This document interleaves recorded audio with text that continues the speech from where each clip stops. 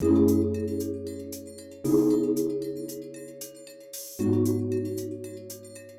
everyone. Thanks so much for joining today. We're so happy to be hosting this event with you all.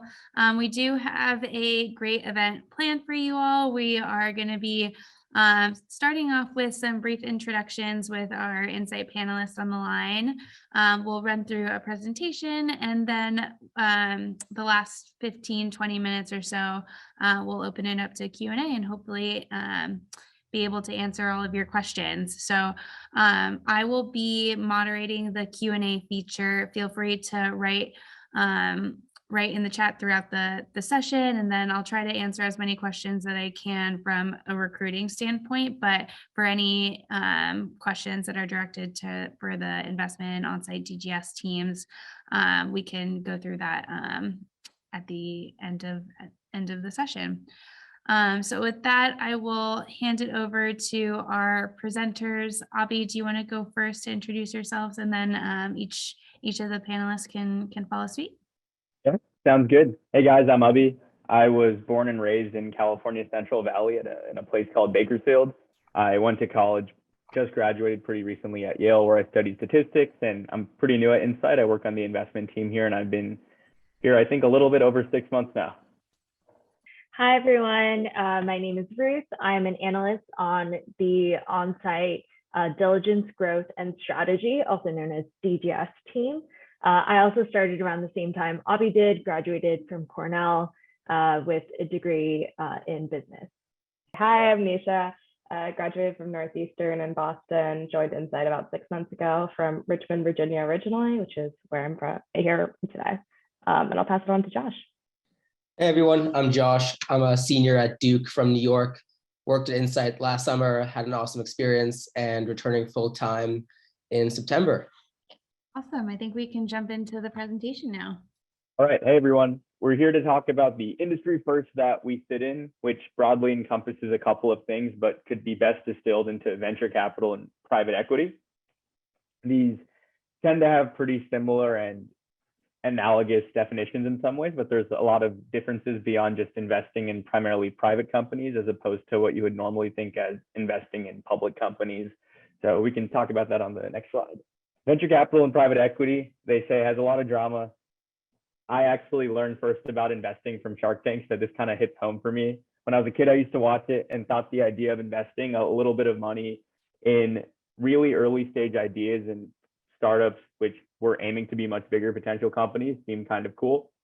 And to this day, I still watch Shark Tank every week, but that is a little microcosm of what our job somewhat is. And the job more or less reflects the two other pictures. So Content Stack is a company, and then cybersecurity as a market is something we also participate in. So all of these things converge into what Insight does. But the idea that we generally have here is we're investing money into smaller companies in exchange for some ownership. We try helping them grow as quick as possible and realize value mutually. So they're happy, we're happy, and that's like the ideal goal of what we're going for. The phrase scale up is used. It essentially means that we're investing in startup companies that have been around for a few years. So Insight's been around for about 25 plus years at this point. And over time, we've realized a lot of success within our portfolio. So when a company gets super big, they decide to IPO or start issuing public shares on the stock market that someone could buy or sell on Robinhood. So we've been fortunate over a long stretch of time to IPO a lot of companies, which is seen as the pinnacle of success in some circles or other circles regarding how much activity we're able to generate in the market and how much value we can add to our investors. And in terms of capital commitments, that just means we have a lot of money that we have deployed into a lot of companies.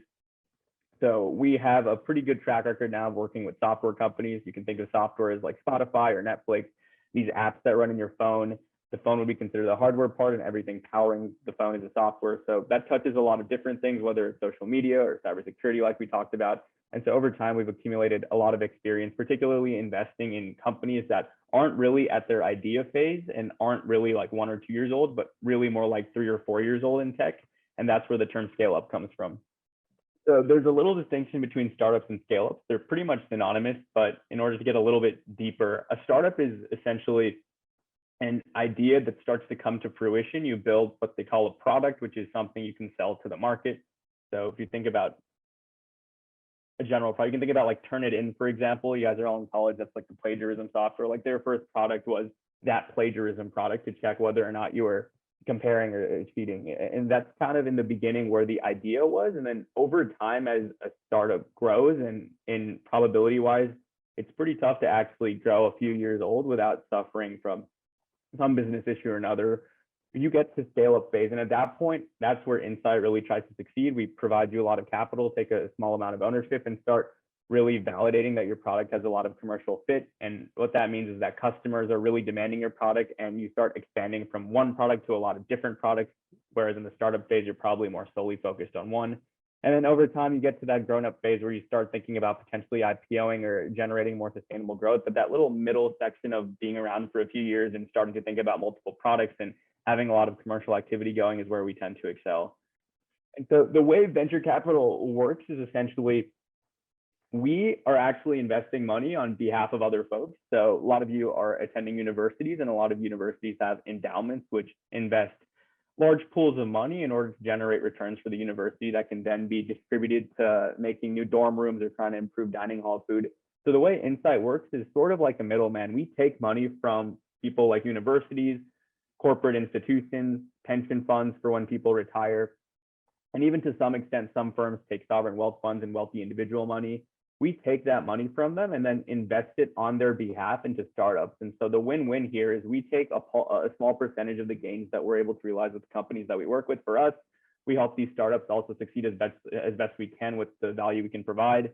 And then we also are able to return a large chunk of that money, if we do well, back to your universities to continue investing in different buildings in your school so that the construction never stops. So that's one example in which we're kind of part of a larger system of money moving around. And there's a lot of other venture firms in this climate. I would say this slide is a little bit more reflective of how the public perception of Insight is. And over the past, I would say like few years, we're starting to do a lot of different things, and so is the market. But essentially you have like the early idea phase, and we call individuals that invest really small amounts of money on an individual basis, like a Chris Sacca, or like many of you probably know Mark Cuban on Shark Tank. That's what we call an angel. They give really small amounts of money to people with essentially an idea and maybe a working product, but even then in software specifically, like high tech stuff, that might not even be the case. And then over time you start to mature, and there's a type of fund that invests more on the early stage when you do have some sort of minimum viable product, they call it, but you might not have much commercial traction, and that's the VC phase. And then you get into the scaling rapidly phase, where Insight tends to be most known and involved. And at that point, we really try to get the commercial activity going. You already have the idea down, you already have a small lean team that's pretty successful, and now it's just about distributing your product as quick as you can to the masses. And then you have like leverage cap mezzanine and leverage large cap mezzanine and leverage buyout, which is a little bit different of an industry, but there is some of those players that work in technology, but those are more like, let's take a business like Toys R Us that's been struggling due to online games being super interesting on iPads and iPhones, and let's buy it and try to make it better. So that's more in the world of private equity, that we don't really participate too much in buying companies and taking them over, though we do have a pretty small practice for that, but we're really in the gaining traction and scaling rapidly phase. And yeah, there is a lot to learn here at Insight. I would say the title of this presentation was essentially what else is there to do besides banking and consulting, and there's a lot of things just beyond this, but Insight's a cool blend of many things that are out there for folks that are considering one or the other areas. There's a variety of like skills you can gain here, and we kind of have a neat package of stuff that might not be totally available anywhere. I would say this job is primarily a sales and entrepreneurship job, where you're pitching Insight to other startups in hopes of them building a good relationship with us. And at a point when they need money, we are hopefully a partner that they can rely on, trust, and we're also interested. So in that way, you don't necessarily get that very self-directed individualistic role in somewhere like a bank or a consultancy at the early stages, where you're very much more at the discretion of your boss. Insight's cool because you really set your own schedule, and it'll work on behalf of yourself in most of the capacity. We're also, pretty helpful in terms of giving you finance skills, strategic thinking skills, and learning specifically about technology. I would say in banking and consulting, you might get a little bit more of the finance and the strategy, but you might not be focused on technology if that's super interesting to you. And then that begs the question, why not at a startup? There's a lot of different reasons across these different axes, but Insight basically provides a cool package and hybrid way of doing a lot of these different things, which isn't really offered anywhere else. Awesome. I mean, I think fundamentally, when you come to Insight, you have to believe that every business will become a software business. And that's kind of the underlying thesis on which we're investing, where we think, everything is moving towards tech, and, software helps enable a lot of industries and really unlocks a lot of value in the world. So something that we believe pretty much to our core here at Insight, and something that you would if you came to join Insight as an analyst. I mean, some examples of software disrupting industries here, like I mentioned earlier, we really do believe that, every business is a software business. Goldman Sachs here employs more developers than Facebook, Ford integrating some software pieces into their cars. And I mean, if you've ever even used a ton of software products, like Abhi mentioned earlier, like Spotify, Venmo, Instagram, etc., really changes the way we've lived our lives. And we get to witness a lot of that happening now. I mean, you can see it in every single point of your life. I'm sure you use social media, and that's a great example here of how software disrupts our daily lives. So Insight, as a software investor, we invest globally, which I think is really cool because you get a nice macro perspective on what's happening in all parts of the world. And so with our examples in South America, for example, we can take the example of Nuvum Shop. It's like basically like a Shopify for Latin America. And it's really cool where you can see, macro shifts that happened in the US market starting to play out in Latin America, in APAC, et cetera. And you get to see that within our portfolio and see the interesting bets that kind of come with the nuance of cultural shifts on software. And so we invest in growth stage businesses, and that being at Insight allows you to have that aperture of, looking at businesses across really every sector in software and across any stage really, and across the world, which is really unique and an interesting place to be. And I mean, we've been doing pretty well. Over 50 IPOs. I feel like that's not something you can sneeze at. And it's a really fantastic place to be to kind of start your career, really focusing on the fact that, you're learning from people who have had such incredible track records, and at a place that's filled with such excellence. It's a great place to kind of start your career and really, learn from the best. And so Insight is split into two real sections, our investment team and our on-site team. So Abhi and I sit on our investment team right now, and our job is mainly, finding new companies and talking to cool startups every day. And Ruth on the call right now sits on our on-site team, which is really about thinking about markets, trying to analyze trends and really deciding, is this a startup that we want to invest in, and is this a market that we want to invest in? So it's really cool as we get to sit, hand in hand, and we do a little bit of what each other does, but it's really fun to kind of get that experience of, from my perspective, talking to hundreds of companies every day and then getting to do a little bit of market work. And I think, when you're picking which side you really want to go on, I think about the core skills that you bring to the table, and what you really love to do, because I think there's a lot of different sides of Insight that you could fit into at the end of the day. And yeah, we are putting a lot of work towards our diversity efforts here. So you can see, we're pretty big in the community, with, a lot of community events kind of focused on diversity and inclusion. And, even looking at this call today, it's pretty amazing what Insight's been able to do as, a leader in the financial services industry, let alone in venture, to push towards, more equitable future. So here's just some events that we've put on in the past for our portfolio and for the community broadly. And yeah, I mean, just touching on our core values, I think this is something that's pretty much the common thread between most people who work at Insight. First is the hunger to win. You really have to, innately be someone who wants to win deals at the end of the day and really do it the right way, which kind of goes into heart here. Make sure that everything that you're doing is, ethical and equitable, and you're doing everything to a place where you'd be proud.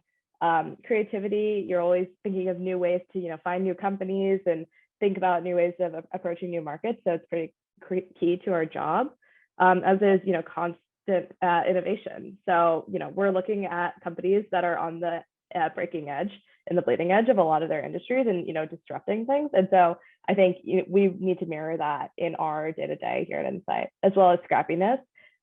You'll find that a lot of the folks who work at Insight have worked, sales jobs before and have really, embodied this early on in their careers, where you're kind of combining the hustle and figuring out how you're going to win in most situations, but also kind of embodying the entrepreneurial spirit that allows you to resonate with entrepreneurs at the end of the day. Back to me real quick. I think we're going to dip our toes a little bit into what the investment team side of things is about. And so the main purpose of our job is essentially to find cool opportunities. And that's what we mean by identify. Then we reach out to these opportunities, and usually that's by email or by phone or like by LinkedIn message. And when I say opportunity, I mean like cool companies that are popping up that fits within what your team or what Insight as a whole tends to invest in. And then evaluating and investing, this is where like the cool part comes in. And we still have some involvement to it, but our main job is really the first two things. But that's essentially looking at the data, which is the financials of the company. Are they performing well over time? Can we make some predictions and projections to see how well they would perform over time if X, Y, Z happen? And if all of this checks out, then you invest. So that's kind of what we mean by sourcing new investments. It's really this identification online or through your network or through different contacts. Just different means of being scrappy, like NISHA said, and finding these rabbit holes of, coming up with cool company ideas is most of our job. And we've invested in a bunch of companies, like over 500, and over 70% of them have been basically found by our outbound sourcing engine, which refers to people like NISHA and me who are super young, like 1 to 5 years in at the firm. Whereas at a lot of other venture capital firms, it really works the opposite way. I think Insight's blessed to have a lot of resources, and in that we've constructed a pretty solid junior team. But at a lot of other firms that do VC type investing, it's really like the people from the top down leading the charge. But Insight has that, plus a lot of us working on the ground to find these opportunities. So a little bit of this also involves industry research, entrepreneur outreach, like I mentioned, and investment execution. And then you also get to dip your toes in things like M&A strategy, as well as helping the company exit. And over time, Insight had this culture of saying that we are giving young people a lot of self-directed responsibility, and they call us the lifeblood of the firm, because the firm is very bottoms heavy, which isn't true of a lot of firms on the buy side or of investment firms at large, and even in venture capital. We have a nice group of 32 analysts. We're all friends. NISHA and Ruth don't want to hang out with me, but I still consider them my friends. But we work together really well and really help carve out the future of the firm by bringing in this pipeline of potential investments that we can make. And so that spans a wide timeline. Like I found something that in my first month of the job, and we already took a pretty serious look at it. And usually like it can also take like years. So I had one person on my team that talked to a company, identified it like 5 years ago, and then now we're finally investing. So it's a very long, drawn out process, but over time, the goal is that all of these like young cohorts of analysts that have been with the firm are their lifeblood since, our program started in year 1995. They've really risen through the firm, and that continues to be the expectation. So we, find our own investments, and we're involved in the entire processes, which isn't necessarily true at a lot of other firms. And so a day in the life is something like this. I can also talk a little bit about mine real quickly, but in the morning you wake up, at least for me, I like wake up, I brush my teeth, I drink some coffee. I've been eating Cliff Bars for breakfast. I eat like one Cliff Bar, try to do a different flavor each. And then I read my emails and the news for 30 minutes to see what's going on. And then I have like, 4 to 5 Zoom calls straight, 30 minutes each with 4 to 5 different companies in spaces like social media and gaming and cybersecurity, just a bunch of different things that my team likes and I like. And all of this is really geared towards researching and sourcing. I eat a lot of sweet green and kava. That's very much true. And I eat with NISHA and Ruth all the time. I'm trying to eat with them more. And then sometimes we have like cool things like pipeline meetings, which is like every week or two, we essentially present all the companies that we found to our team. And if they like them, we get good feedback. And then we can do some further diligence and research on those. Sometimes you can go meet people outside the office, and the firm nicely pays for that. So NISHA is a big fan of the coffee shops, meeting people across New York and trying the coffee, but also developing much more personal relationship with them. In terms of going to conferences, I have to start signing up for this.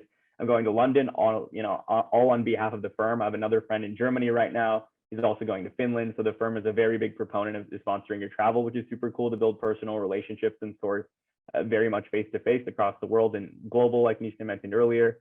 And then we have a nice gym with some Pelotons, a ping pong table, a foosball table that I have to leverage. And, I continue sending emails to schedule calls for the next week. So all of this rings pretty much very true. I like wake up at 8, start working at 9, and usually I can be done around like 7 to 9. And it seems like a lot, but it's pretty interesting also. So it flies by really fast. Yeah, one cool case study is Shopify. So for those who don't know, Shopify is essentially a company where if you want to start an online e-commerce business, like let's say I want to sell socks, I can go on Shopify, and Shopify will help me make my website and help me think about ways of putting my pricing out there and then processing all the payments when people try to pay me for my stocks. And so someone that was a very young analyst or associate that's still at the firm named Matt Gatto sourced this investment. Oh, he was an analyst actually. And so it was a super cool story where we kept trying to email this company to get them to talk. We had heard that they were pretty hot. And the issue was, just emailing someone might not work unless you have a memo, like a warm reference or like some way that's like very personal to them. And so as the value of being scrappy goes, we basically sent them an email, or Matt did, saying that, hey, I'm going to be in Canada tomorrow. Let's meet. And the CEO finally responded saying, all right, let's do it. And so Matt wasn't going to Canada. After, hearing that, he bought his flight ticket, went to Canada, talked with the CEO, kept connecting with them. And then at the end of the day, we got to help co-lead their Series C. And now Shopify is a public company that we help with their entire journey. So it's a cool way that we can help get involved at a super young age. Okay, I think this is where I hop in. So Avi and Nisha kind of covered, they're also on the investment team. And Avi just covered what an investment team analyst role looks like. I sit on the other side, which is the on-site DGS team. So if we go to the next slide, DGS stands for Diligence and Growth Strategy, and it is actually quite a phenomenally self-explanatory name. So we come in after the investment team has sourced and contacted a company, and we do the diligence, whether that's market work or it can be returns modeling, like a bunch of different ways in which Insight decides to evaluate a company, and we help to reach an investment decision.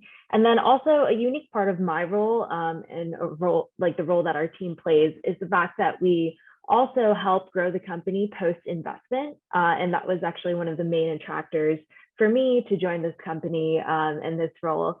And portfolio work can really span anything from strategic M&A to helping reach a certain target, rebranding. Like there are very different aspects of building a company, and as a part of on-site DGS, you get to help be plugged into that process and offer thought and direction to the portcos. So actually recently, one of the companies that my team, I was staffed on, that did announce, I think a few weeks ago, we're currently doing a 100-day plan to try to revamp their marketing, their sales motion, and the way that they've been targeting and budgeting. And so that is kind of the degree of detail that an on-site analyst could be plugged into for any specific investment. And I think it's a little bit more of an unconventional role, especially given that a lot of the other firms that operate in growth equity, private equity, and the VC space don't really offer this much exposure to a portfolio company and what scaling a company looks like straight out of college. And so if you go to the next slide, you can kind of see how on-site is, it's actually like DGS is only one portion of the entire on-site team. We have a talent team, we have a product and tech team. So all of these teams we call centers of excellence, or COEs, and each of our COEs are there to help a portfolio company grow in any specific aspect. And so the idea here is, as an investor, you not only want to invest in a company that is going to grow, you want to be an active part of that growth. And I think this is what sets Insight as an investor apart. So that was kind of, I can definitely talk more to my experience of how I made the decision to join on-site versus investment analyst. I think that was one of the Q&A questions. But this is, I guess, we didn't have that many slides for my team, but we only hire full-time, just to clarify. But I would say it's also an extremely valuable part of the holistic investment process that Insight goes through. And the next slide, I believe, oh, this is not in the deck that I received, but no worries. So this is a sample day in the life. I will say that it could be like my personal day, I guess, just to go through my day today. I did have like an LP ask that I was doing for a portfolio company. So I did a lot of research on that and scheduled a few customer calls for some market diligence for a prospective company. And then also worked on some fund level work. So I think that this day in the life is pretty actually consistent with some of the days that you will be seeing as an on-site analyst.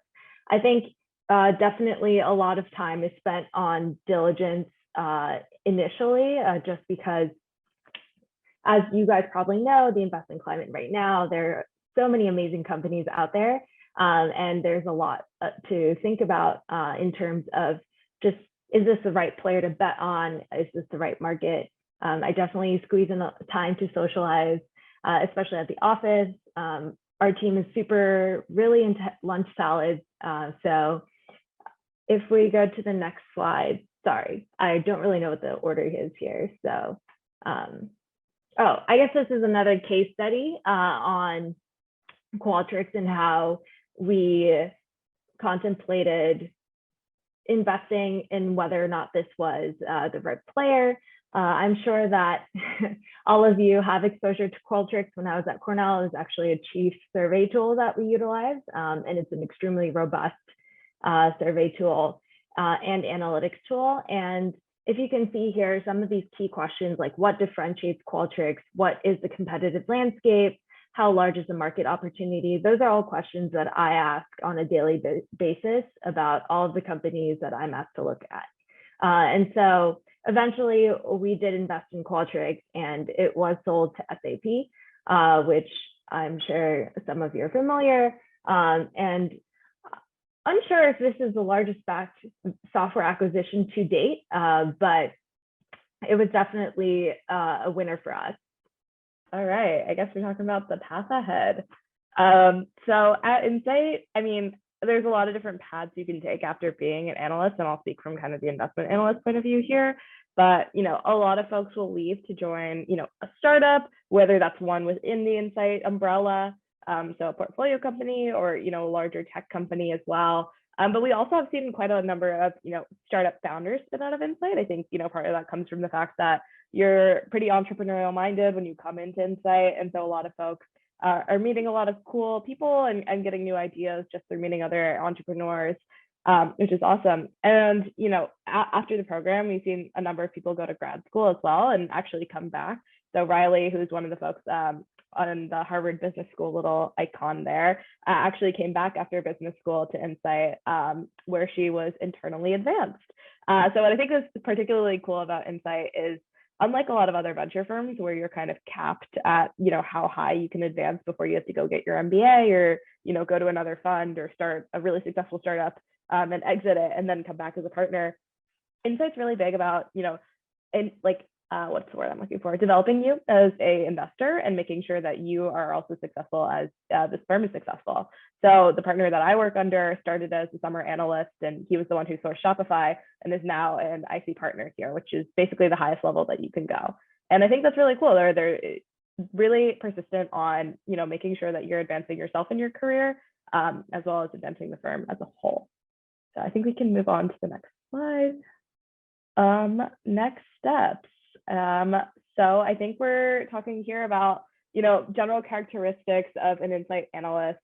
You can read the slide here, but I think overall, most of the folks at Insight are pretty scrappy and entrepreneurial minded, but are also really friendly and like to be collaborative. And so I think, what's really cool about being on the investment team is if you really like building relationships with people, meeting a lot of new people and learning about a lot of new things, like you'll have a fantastic time at Insight.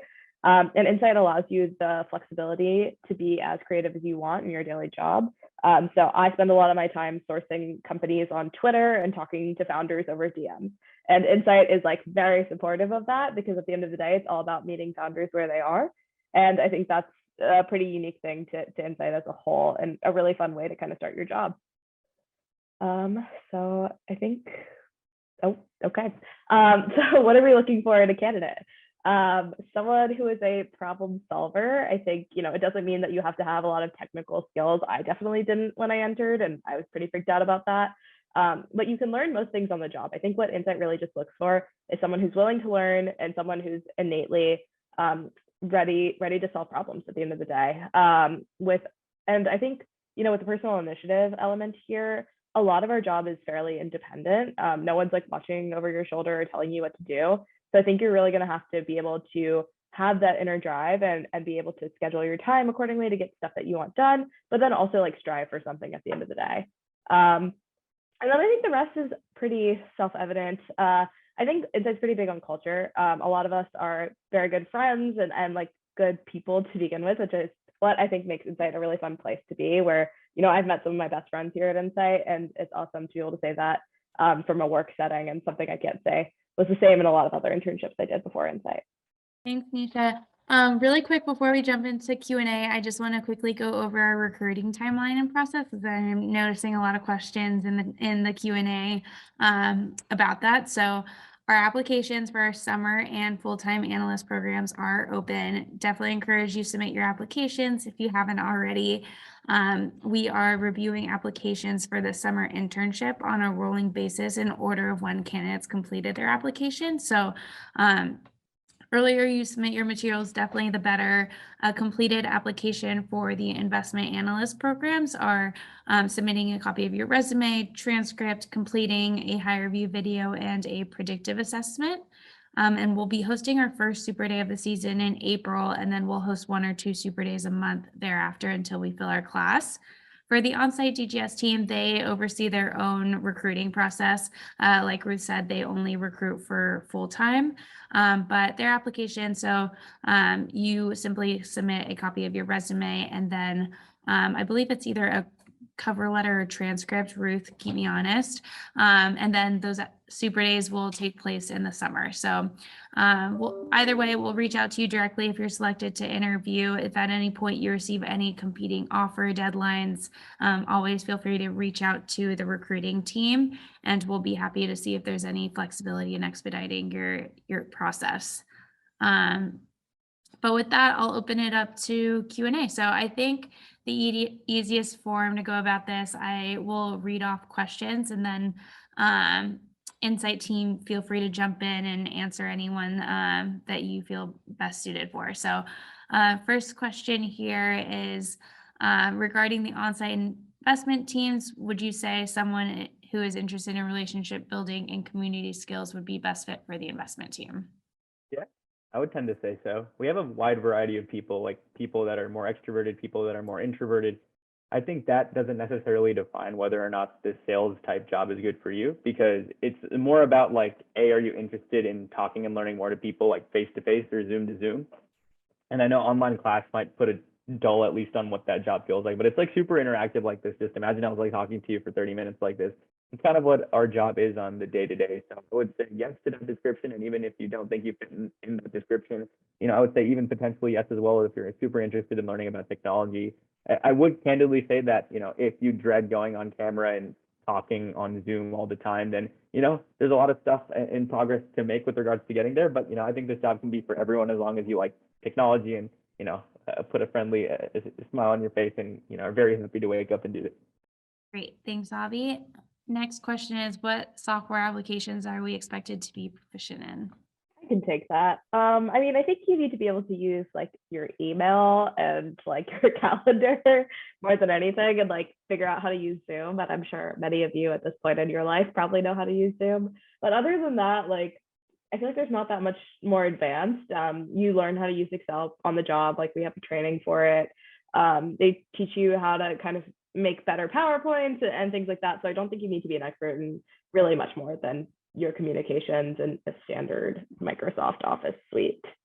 All right, thank you. Next question, since Insight has a pretty broad investment mandate, do analysts get to pick what stage, early growth, late buyout, they work in, or is it more of a generalist structure?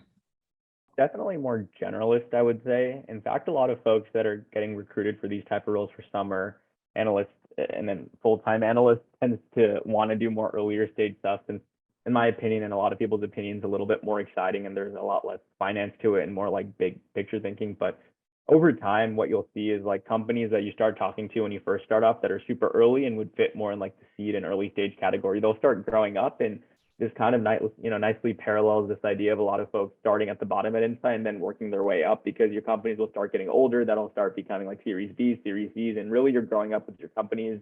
We also do have a small buyout team that's a little bit different from the other type of investments. That's really a separate team, and they recruit mostly out of banking for that. But if you want to work on more buyout deals, like totally, I feel like you can, as long as you just ask. They're very like lenient on letting people do what they want, as long as you're, very willing to learn and get up to speed, since those deals tend to be pretty hairy and technical. Yeah, just kind of hopping off that, I feel like that's, for me, like one of my favorite parts just about the summer was just being able to really look at whatever you want to look at, because Insight invests all across the spectrum in tech and software, and from a 5 million check to billion plus buyout and all over every continent, you can really just choose where you want to focus your attention. So ed tech and cyber interest you more than fintech or healthcare tech or whatever it is, you can really focus on that. So I think that's kind of something that I really appreciate about the job. Awesome. How early does Insight typically invest? Seed, Series A, Series B? I'll take that one. I think nowadays we're investing earlier than we used to. We're doing a lot of Series A's. We've done a couple of seed investments, but I'd say, the earliest we're going is a Series A. Most of our investments are at about like a Series B or C nowadays. Great. And then I know many people transition to growth equity from investment banking. Is that common at Insight? And if you did not follow this career path, did you feel you were at a disadvantage when you started? I guess I could address part of this question. I actually spent a summer in investment banking before I joined Insight full time. I will say that I think the other 4 members in my class did not have investment banking summer experiences, and we all landed in the same place. So I don't think it's a disadvantage for getting you through the door first. And then second, I think that like personally, as someone who did have that experience, it's the overall familiarity with finance in general, with growth equity conceptually, with a few of like valuation concepts, stuff like that. All of those things you can learn on the job, as my analyst class has. And so I definitely don't think you would be at a disadvantage wherever you come from. 2 of the analysts in my class were actually software engineers. So I think that, you definitely will be given all the tools and guidance that you need once you start the job. And this should be the same for any full-time job you start, but particularly at Insight, there is a lot of just learning and also like willingness to teach. So I don't think that in general, like that should be on your mind as a disadvantage. But if you're looking to have that experience, by all means do so. Yeah, and if I'll just chime in here, I had done very little even related to finance before Insight, or before my career in venture. So I wouldn't be afraid of like jumping straight into it without having like a banking background or anything like that. I thought I wanted to be like an art teacher for a really long time, and then I pivoted into finance. So I think if I could do it, most people can. And quick on that note, like the traditional path for a lot of folks is doing banking or consulting for 2 years and then trying to hop on ship to an investment firm like Insight.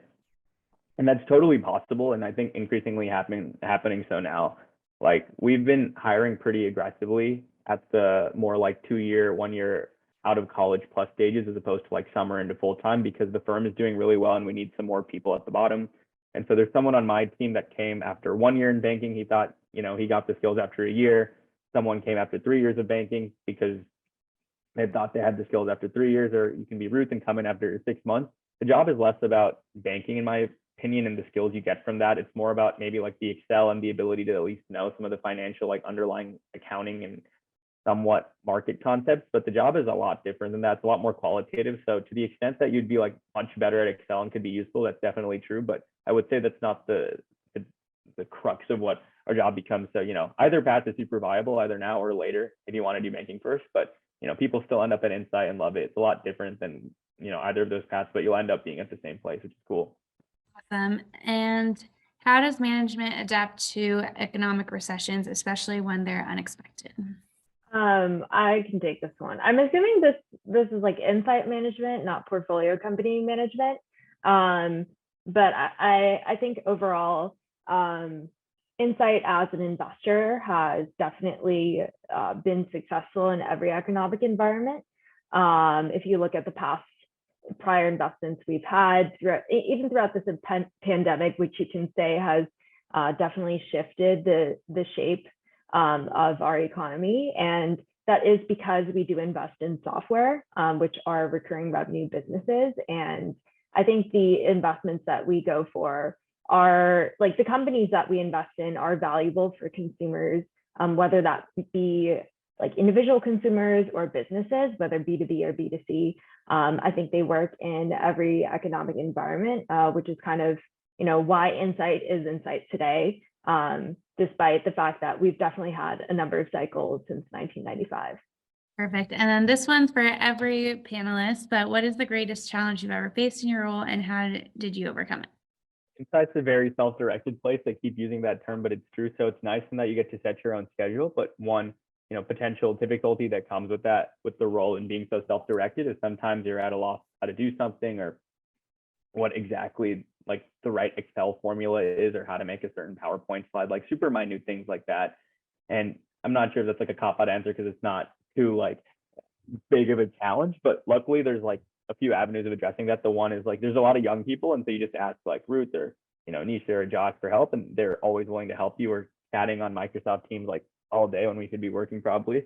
And then the second thing is that we kind of do that as a firm in order for you to kind of learn from your failures, and that's the best way. If you don't know how to do something, you like look it up and try to figure it out, of like retaining information going forward. So in a way, like you very much get, as they say, like you drink from the fire hose. It's just a lot to handle in a short amount of time, and you might not feel ready, and it's tough in the beginning, but then over time you'll start remembering things, getting better and remembering stuff. So I would say the biggest challenge is like, I would say the training yourself sort of aspect and setting your own schedule and working independently. But if you master that, it's a super cool position to be, whereas a lot of your peers might be at the directive of someone like much older.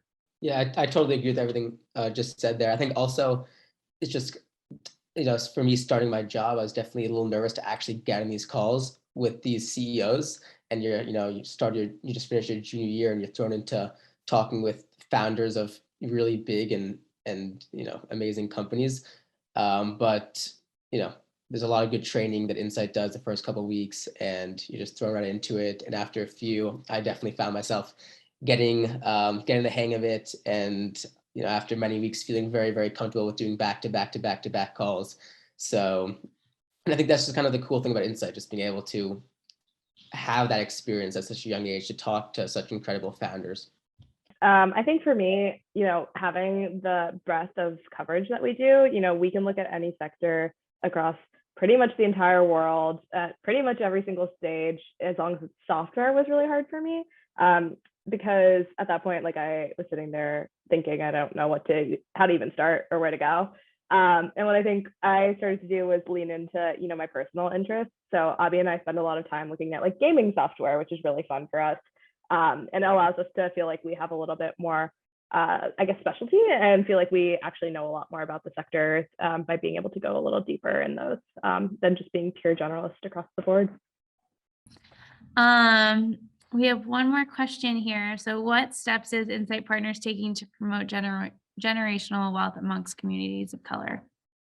That's a really good question, and kudos to whoever asked that, because that's non-traditional, but that's a question that's been wrangling on a lot of folks' minds, including the management and partnership up top. And the world of finance is very secluded from the rest, given the amount of money that we have relative to other folks. So that's always like a tough conundrum to be in. But I would say the cool thing about Insight relative to a lot of other venture firms is we are technology adjacent, and technology has many goods, has many bads that have been revealed, especially recently, but relative to other high paying industries tends to be much more forward, at least on our outlook. And so what Insight did, I would say a year or two ago, is constructed something called a vision fund. And it's essentially the folks at the top contributing their own capital. And then to some extent, we're also raising capital from other folks. And we take that capital and then exclusively donate it to first-time emerging fund managers that are diverse across different gender or ethnicity lines. And that's continuing to go through. And we have a lot of actually analysts that we're friends with working on those initiatives.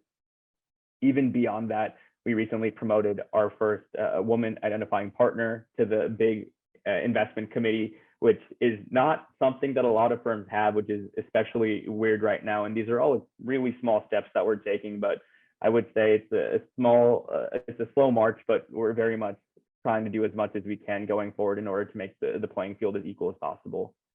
And then what is the investment committee process like? Does anyone get a say, or is it just mainly the MDs that make the decisions? I can take this one. Apologies if my mic is weird. My AirPods just ran out of battery. I think the IC process differs depending on, it's really like a case by case, deal by deal. and also depends on whether or not we've issued a term sheet or not. But generally, you know, our ICs, like a number of other firms, start every Monday, and we go through a list of deals. The deal teams put in their input as they create something called an investment memo. And so that's really, you know, when everyone, no matter like, you know, if you're a junior person, you can put in your input, and then the partners will review and decide on Monday whether or not they have further questions they'd like the team to dig through, or what the next steps are. In a lot of cases, because of the current investment climate, we've had a lot of like fast moving processes that cannot even wait until Monday. And so in those cases, you definitely, as a junior team member, get a lot more say. So yeah, that would be my overview for that question. Awesome. And then given that Insight is investing in companies close to maturity, how would you define the culture and day-to-day interactions with CEOs and coworkers? I could take the coworkers part. I think, you know, a lot of us are very good friends, and what's cool about Insight is most people are pretty young. Like the partner I work under, I think is 34, 35, and most people are a little bit younger than that. So it does feel like you're kind of with a group of peers, and, you know, I can go bother Abhi in his office every single day and he has to deal with it. And I think that's really fun about Insight. And when we're on the phone with CEOs and founders, they are people like us. And I think what, you know, the investment team is really good at is building relationships with people across demographics, because you never know who watches TikTok and you can relate to on a call. But I think, you know, you're going to have to keep some semblance of maturity and professionalism on a call. But I think that just kind of comes standard with being in a working environment. But it's not super buttoned up. Like, you don't have to wear a suit to the office. Abhi does sometimes, but other than that, you know, it's pretty casual. I think it's a fun place to be. I'd also just say on the coworkers piece, I find it like so important. It's just having those other interns and co-analysts with you who are super fun and outgoing and became some really close friends just over the course of like my 10-week internship. And that's been really nice. And also just the people above are super, super helpful with anything. You know, my first year analyst who I worked under, Madeline, any small question I had, she was always there to help and answer any small thing. And my associate Bradford made sure to keep in touch with me all the time, even though a lot of it was virtual. My internship was last summer. We were FaceTiming all the time. And even now still keep in touch and text. And we just FaceTimed last week for like an hour talking about life and stuff beyond just Insight. It's really kind of really cool to see the relationships that build out of Insight, not just in a workplace manner, but also beyond. Awesome. I think we have room for like 1 or 2 more questions. If anybody wants to chat, type in the Q&A. Oh, we just got one more. What are some things that you look for in a company that would make it a great investment? I can take this one. I think the first thing is obviously we'd like to see momentum. Product market fit is a big one that a lot of companies tend to struggle with or do absolutely stellar in. And then obviously, like, you have to think about not only the company and how it is operating, but also the competitive market, the greater, you know, the trends, the headwinds and tailwinds that characterize the market that it plays in and what the expansion potential is. And so I think the criteria definitely depends on, like, every thesis is different. If you actually go to our blog, we have a number of behind the investment articles where you can really kind of get a better glimpse into how each deal team has thought about a specific investment. And if you're interested in how investors form judgments, we definitely recommend taking a look at that resource. I definitely really solidified joining Insight in part because I did read some of those and actually have conversations about them. Yeah, so like I think it really depends. It's the core fundamental question is what makes a great company, and the second one would be like, are we the right person to get them there? And so the second one I think founders ask and answer, but the first one is what Onsite. If you join the Onsite DGS team, that's all you'll spend figuring out. Okay, we have time for one last question, and it's, What are your thoughts about women becoming more interested in finance and entrepreneurialism? We love it. Yeah, I can take this one. Other than Isabel's answer, I don't know if more interested is the correct terminology. It might just be that women have not been given the platform to be interested in finance and or entrepreneurialism. And I think that, you know, if you just take a look at our page, we do have a lot of female founded companies. We also have female operators, female investors. And so I think that, like, overall, personally, my answer would be, I think it's amazing.